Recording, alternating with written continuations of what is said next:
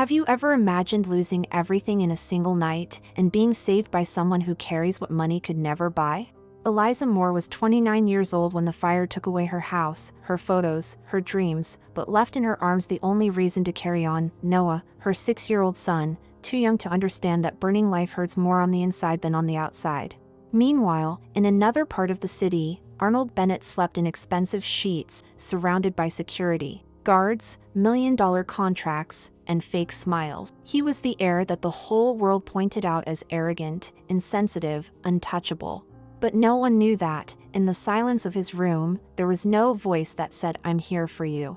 On the grayest morning of winter, worlds that should never have crossed paths collided at the door of a community shelter.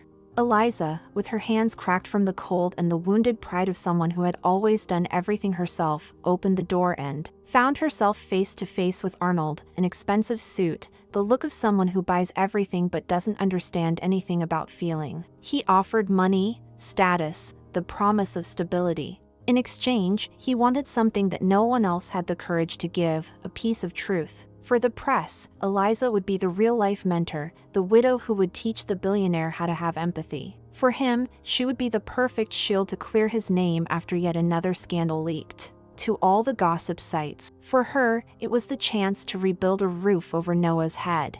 But no one there expected that, behind the cameras and rehearsed interviews, something would blossom that not even the marketing scripts could foresee, a spark of belonging, a trail of love where before there was only ashes.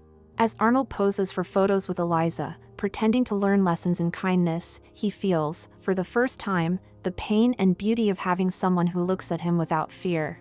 And Eliza, between one restrained smile and another, begins to realize that even broken hearts still know how to start over. But this is just the beginning. Stay until the end because the truth burning inside will still set fire to everything they thought they controlled.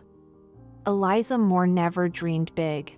What she always wanted was so simple that, to many people, it seemed like little: a solid roof over her head, the smell of coffee mixed with the laughter of a child running around the room, someone to say, "Don't worry, I'll take care of you today." But fate, capricious as always, took all that away in a night that began with the smell of burning and ended with smoke-swallowing memories that she didn't even have time to save. At 29, she suddenly became a widow, a single mother to Noah, a boy who still cries at night calling for his father who can no longer come back. Now, she wakes up too early, goes to bed too late, and keeps quiet when her chest begs to cry out. Her strength is in Noah's small face, who asks every night if they will ever have a real home again. On the other side of the city, high up in mirrored buildings that reflect everything except what matters, Arnold Bennett wakes up without needing an alarm clock. His cell phone buzzes with notifications from lawyers, press agents, and bills that fatten his fortune while he pretends not to feel the emptiness that throbs in the middle of his chest.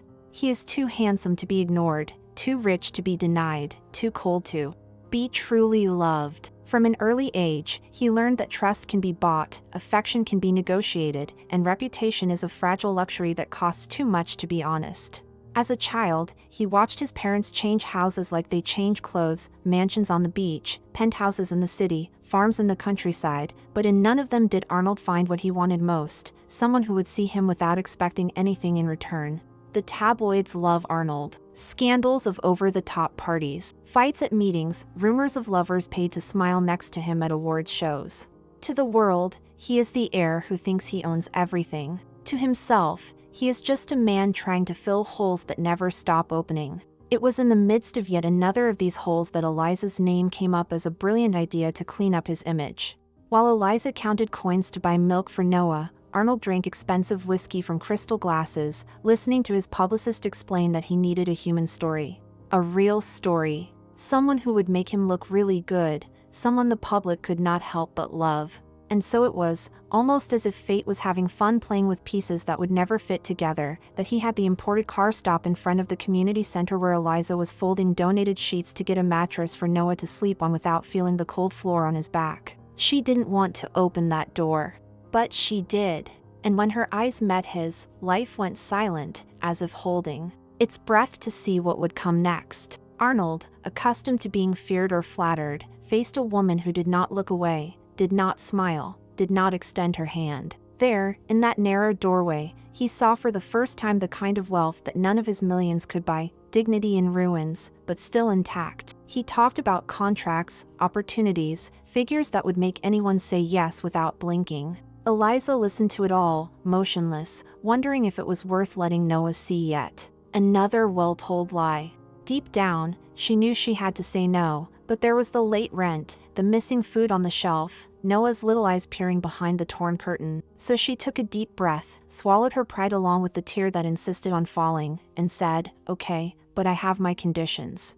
Arnold smiled as if he thought he had already won. Poor Arnold. He had no idea that the greatest lesson of his entire life would not come from the cameras, the applause, or the pats on the back from those who flattered him, but from that woman with a calm voice, a firm posture, and a heart that life had burned but not destroyed. And so began this poorly explained arrangement. She, the young widow who knew more about loss than any self-help book. He, the billionaire who had everything except a real home. To the world, they were just a contract, a well-rehearsed marketing ploy. But inside that makeshift home, where Noah slept peacefully while the wind whistled outside, something new began to be born. Arnold started arriving earlier than expected, making up excuses to stay after the cameras had left. He discovered that Eliza made tea when she was anxious, that she read old books to Noah to sleep, that she cried silently looking at a photo of her husband that the fire had taken. And every detail, every little crack in this poor but honest routine, opened even bigger holes in the walls that Arnold had spent his life building around his chest.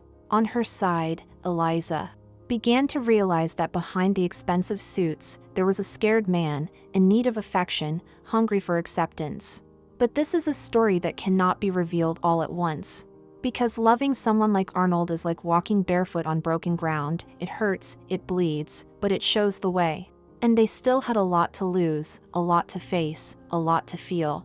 It is now that everything begins to change, and not even destiny dares to interrupt what lies ahead. That morning, which dawned gray, the wind seemed to know secrets that no one else knew. Eliza woke up before the sun, as usual, tied her hair in a messy bun, put on the sweatshirt that was no longer warm, and put on the worn-out sneakers she had received as a donation. Noah was still sleeping, hugging a teddy bear that no longer had an eye. Outside, the wet asphalt reflected the car that should never have been there, a black sports car, so silent it seemed to float, parked in front of doors improvised from planks and cracks. Arnold. Bennett got out of the car without haste, adjusted his expensive coat on his shoulder, ignored the smell of stale coffee that escaped from the windows.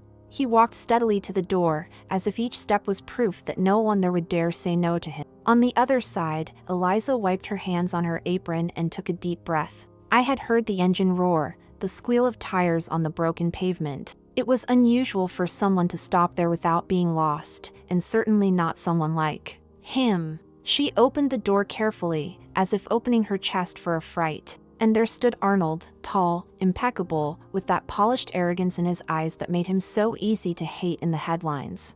But what caught Eliza's attention most wasn't the cut of his suit or his expensive watch. It was the way he looked out of place, almost uncomfortable, holding in his hands a leather briefcase that didn't match the dust on the floor.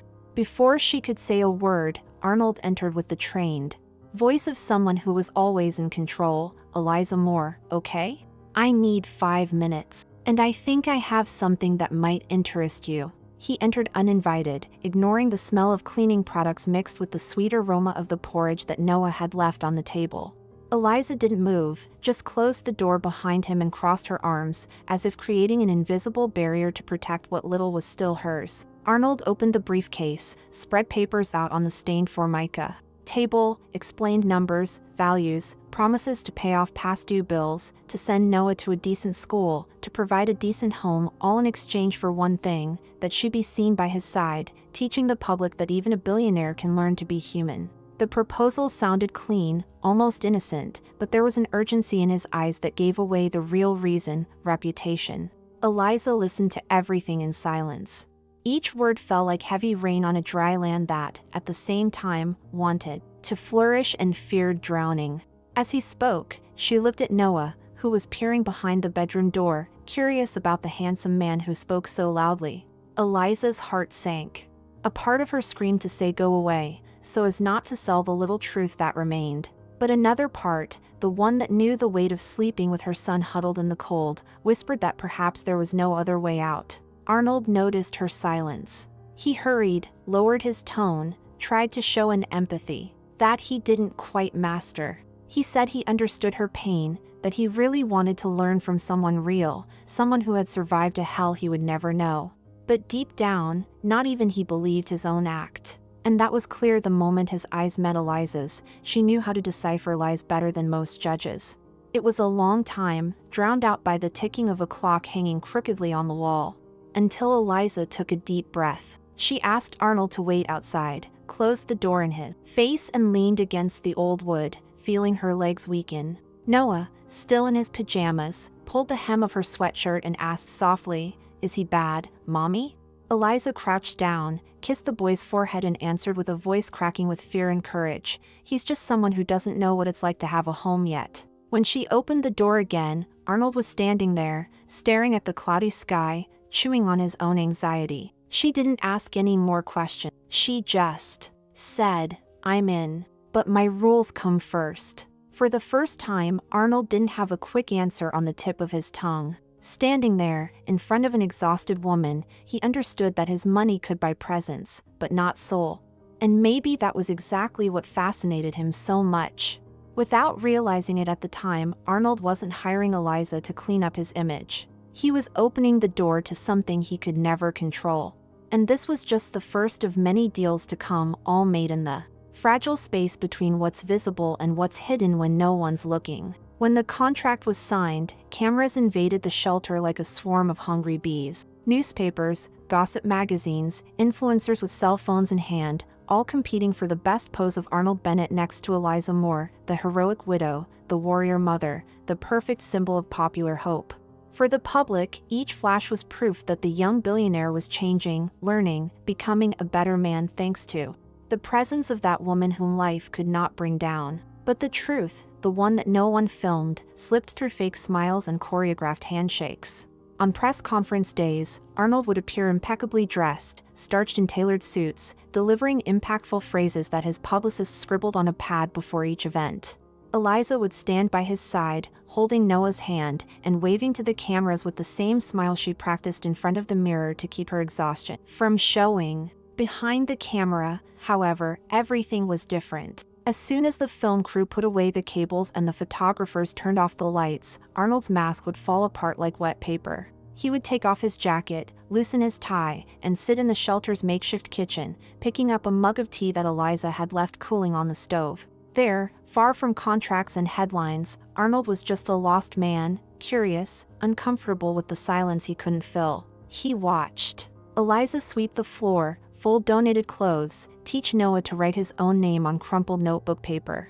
Everything was so simple, so real, that it almost hurt inside him. Sometimes he tried to offer more. He wanted to pay for an expensive school, he wanted to buy Noah new clothes, he wanted to remodel the kitchen with a snap of his fingers. But each attempt was cut short by Eliza's calm gaze, a gaze that said, without needing words, that love can't be bought on an auction site, nor can it be wrapped in gift paper. And so it was, in this coming and going of worlds that seemed strange to each other, that Arnold began to realize the size of the hole he had carried in his chest since he was a boy. His mother, so concerned with keeping up appearances, never kissed him on the forehead before bed. His father, obsessed with numbers, never invited him to play in the backyard. When Arnold was a child, the bedrooms were too big to hear his fears. The hallways were too cold to hold his cries. And now, sitting in a cubicle with peeling walls, he watched Noah run around the room with a broken plastic truck, laughing with his mouth open, hugging Eliza as if she were the most important person in the universe. And Arnold felt envy. A kind of envy that tears, that humiliates, that makes your throat burn in the early hours of the morning when no one is looking. He didn't tell anyone about it, not even Eliza. But every night, when he returned to his glass-enclosed penthouse, he lay down on his king-size bed and stared at the ceiling, replaying every detail of that cramped shack in his mind, the smell of cheap tea, the sound of children's laughter, the warmth of a home that wasn't his, but that somehow fed him inside. Every morning, Arnold showed up at the shelter earlier, making excuses to film new scenes of his supposed transformation. He arrived with flowers for Eliza, with chocolates for Noah. He said it was all part of the script, but deep down, he knew it wasn't just that. And Eliza, who pretended to believe every excuse, saw in the little things what the world didn't. She noticed the way Arnold would sit on the floor to play drawing with Noah, even though he was wearing Italian shoes that cost more than the neighbor's car. She noticed his awkward way of asking about simple recipe. How do you make this chamomile tea? Why do these beans smell so good? As if he wanted to learn how to be human in small, silent doses.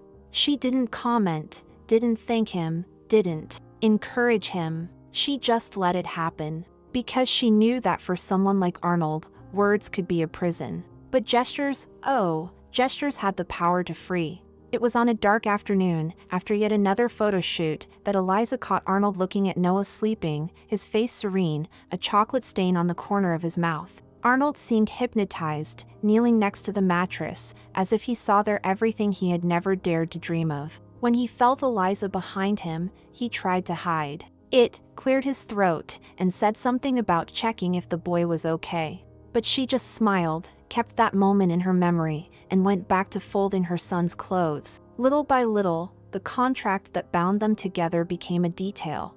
What really existed was built in the silences, in the shared cups of tea, in the glances that lasted a second longer than they should have. Arnold, who had always had everything, was beginning to discover the value of a whispered goodnight, without cameras nearby. And Eliza, who swore never to give up hope again, realized that certain walls cannot withstand the warmth of a hug that arrives without asking permission. And this was just the beginning of a silent war that no one, not even them, dared to admit out loud.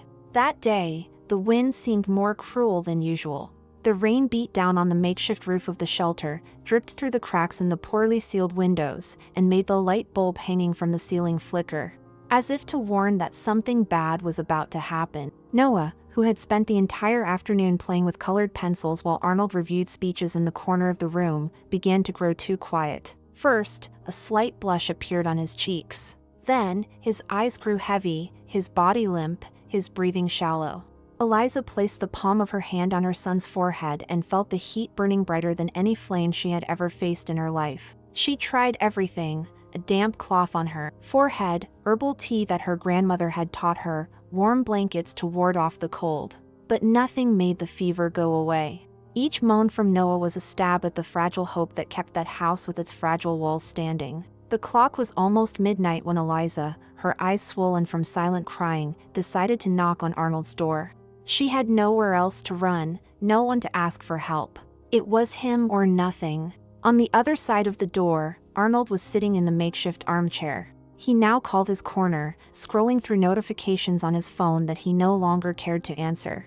When he heard Eliza's knuckles touching the wood, something inside him snapped. When he opened the door, he found a woman broken with fear, holding a pale boy in her arms, who was breathing heavily and clutching a teddy bear to his chest. Without thinking, Arnold dropped his phone, picked up Noah as if he were carrying a part of his own heart, and didn't even remember to grab the keys to the sports car parked on the street. He hurried down the stairs, feeling the boy's body weigh more than he imagined. On the wet street, the rain hammered his expensive shoulders, soaking his jacket, but he felt nothing. The cold now came from within, a fear that money never taught him to control. Eliza ran after him, repeating phrases between sobs. Is he going to be okay? Say he's going to be okay. Arnold didn't answer. His eyes were fixed on Noah, trying to keep the little boy awake with every curve of the car that drove too fast through the potholed streets.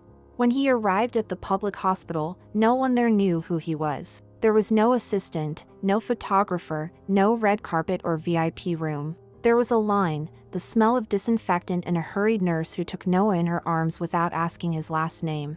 Arnold stood in the cold hallway, feeling his breath catch for the first time since he was a boy. He remembered the times he himself had been admitted to private clinics, surrounded by doctors who feigned sympathy while calculating figures. Now, standing next to Eliza, who was shivering with cold and fear, he felt a truth pierce his defenses. No one there cared about the last name Bennett. There, he was just another man trying to hold the hand of the one he loved. While Noah was being treated behind the double doors, Eliza slumped down on a plastic chair, her face hidden in her hands, wet with tears and rain. Arnold knelt before her, holding her fists. trying to say with his eyes what his voice couldn't translate. "He's going to be okay, Eliza.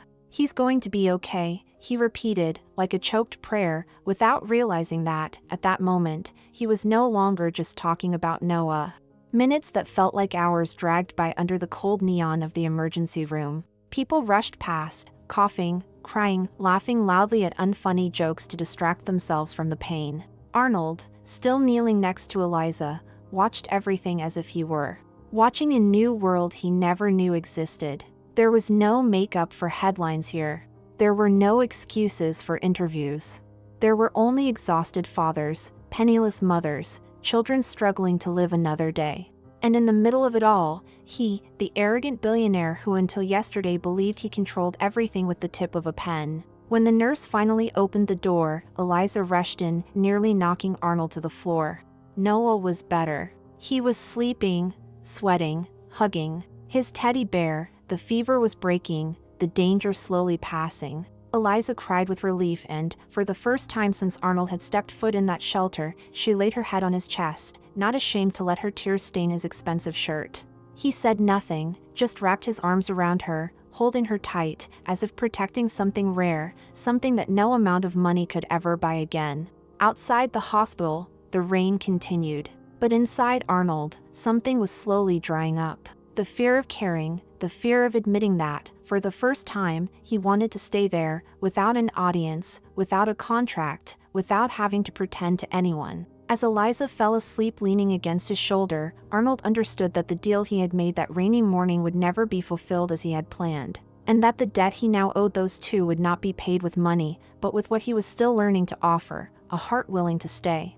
And the night went on, keeping secrets that no camera would ever be able to fully capture.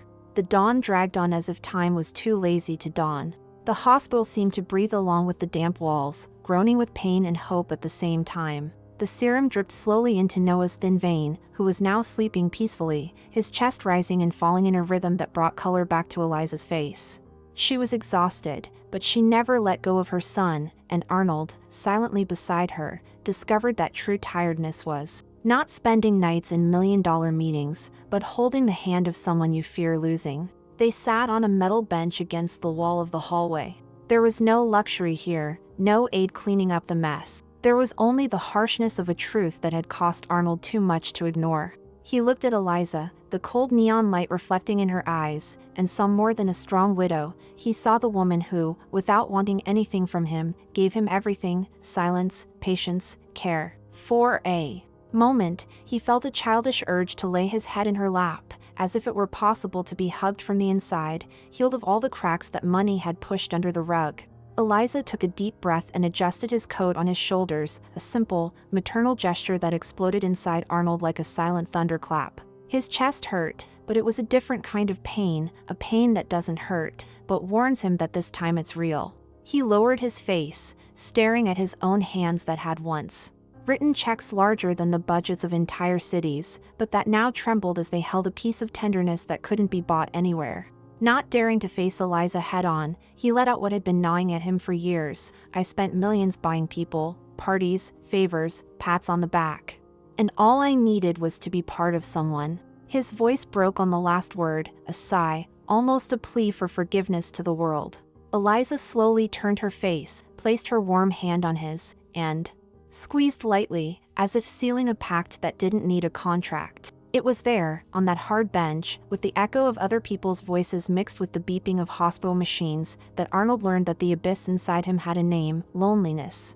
And that the antidote had a face, a smell, a story, and was sleeping just a few feet away, with a teddy bear on his chest.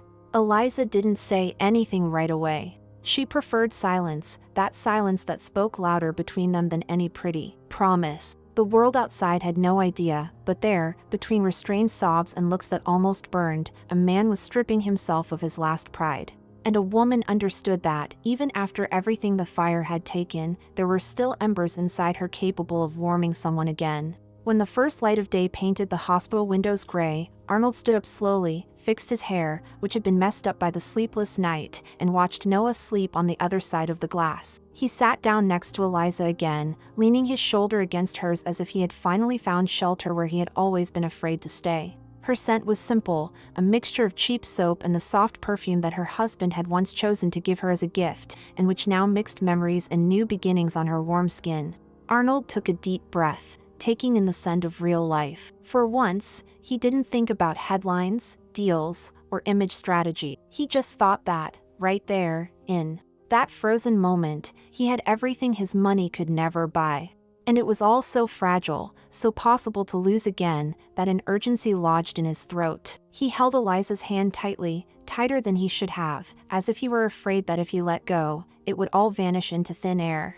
She felt it, understood it, and didn't back away. She just turned her face toward him, just an inch, and let out a smile that was more of a confession than any statement made out loud. And in that smile lay the secret that no one would ever see printed on the cover of a magazine. Love doesn't ask for permission, doesn't read contracts, doesn't care about the surnames of powerful families. Love seeps through the cracks, through the cold nights, through the hospital corridors where the rich become ordinary people, just for a moment, and where impossible promises blossom when no one believes them anymore. And now, as you read every detail of this moment, leave here what this moment awakens in you. What do you feel when you see someone learn to love where the world only expected lies? Comment below what this piece of truth makes pulse inside you, because this story still has chapters that will tighten your chest even more deeply, and those who feel it together understand better each breath that still comes. The sun appeared timidly, as if peeking through the cracks in the hospital to confirm that, after so much darkness, it was still worth it to be born another day. Noah slept peacefully, his face flushed again, breathing with the lightness that only a child can have after a fever that scares and teaches. Eliza ran her fingers through her son's fine hair, in an almost hypnotic gesture, trying to convince herself that the worst was behind her, but knowing, deep down, that a mother's heart never sleeps in peace. Arnold was there, by her side, like an unlikely bodyguard for a peace he himself didn't know how to sustain. Every now and then, he would get up, walk to the glass door, and quietly ask a nurse if everything was okay, just to hear the confirmation he already knew. He needed that ritual, he needed the act of caring, as if each small gesture were a new brick to rebuild the internal house that his childhood had demolished without asking permission. When Eliza felt his hand lightly touch the back of her neck, she didn't startle. There was nothing invasive about the touch.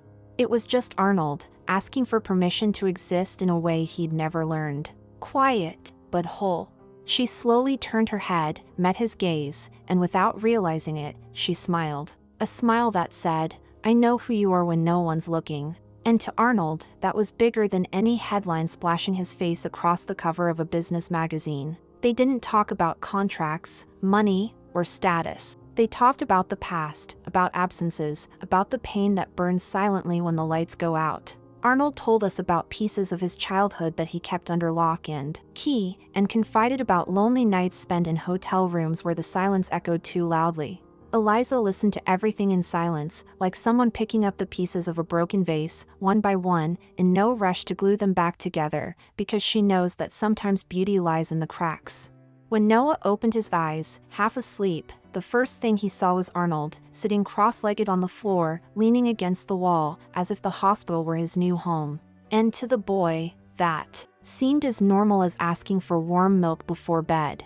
He smiled, stretched out his thin arm, and called, "Arnold, come here." And it was with that small but powerful call that everything changed inside him. The man who ruled crowded boardrooms, who decided million-dollar mergers with a snap of his fingers, slowly got up, walked to the edge of the bed, took the boy's hand and felt, for the first time, the soft weight of belonging to someone. Eliza watched the scene as if she were witnessing a banal miracle. There was no background music, no audience, just the sound of heart monitors and the breathing of three hearts that somehow found a way to beat in time with each other, even though the whole world doubted it. For a few seconds, everything stopped: the fear, the doubt, the bank account, the unresolved past. Only that remained, the raw feeling of a home that no one built with bricks, but that was born from glances exchanged in the dark. Arnold closed his eyes and took a deep breath, as if making a promise that could not be put into words. He knew that from then on, nothing would be the same. It was no longer about cleaning up his image, about pleasing shareholders, about giving emotional interviews. It was about fitting in there, in that embrace that did not yet fully exist, but that pulsed strong, alive, disobedient.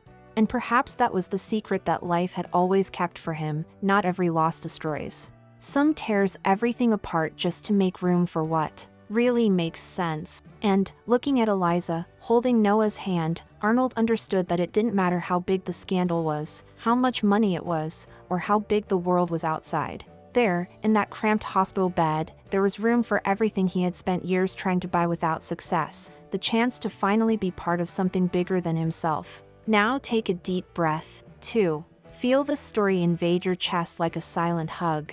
Because stories like this remind you that it's still worth believing, even when everything turns to ashes. And if this flame burns inside you too, make this moment grow. Watch this video now, show the world that there's still room for those who truly feel. And get ready, because each new chapter will touch you even deeper, where only love can reach. Press the subscribe button, stay close, comment below what your heart felt, because this is where hope begins again, and it needs those who still know how to hear their own chest beat, even when the world tries to silence it. This channel breathes stories that remind us how much it still makes sense to feel everything with an open heart. Each scene here renews the breath of those who believe in love being born where no one expects it. Those who have reached this point carry this flame alive, so right here in the comments, I believe in true love. So, every word of yours makes this story echo even further. Press the subscribe button now and follow along in the next chapters that are ready to set the souls of those who know that loving, starting over and forgiving are worth every tear and every smile.